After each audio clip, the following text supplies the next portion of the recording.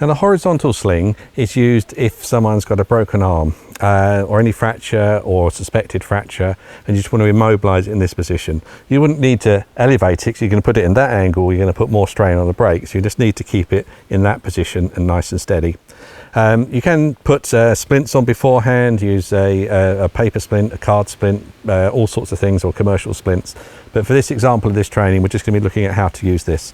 So similar to the elevated sling, we literally just open it up. And what you need to do then is look for the corners. So we're looking for the 90-degree corner and the 45-degree corner. So my hands is the 45, so we need to make the 90. So put your arm horizontal. So take the 90-degree corner, and this time you put it underneath the arm so that the 90-degree corner is by the elbow. Then bring this part up, and then that will go behind the head. Tighten a knot. Again, make sure you get a good tight knot if you don't want it to come undone. And just rest your arm down, relax. There you go, it's relaxed. You can again check capillary refill this side. It's open here, it's not that tidy because it's hanging there, but it's not going to cause any harm because the actual arm can't come out of there at all.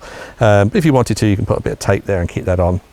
Now, if someone has got a dislocated shoulder and you want to immobilize the whole arm from moving this way, you can also take another one of these, and this time hold the two 45-degree corners.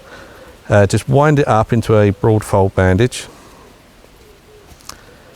and all you do with this is tuck it underneath the other arm. So lift this arm up a little bit, this one,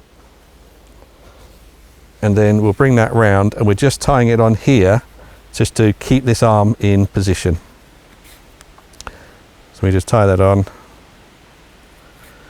and that's going to stop the arm pulling out this way, which is going to cause more strain on the shoulder.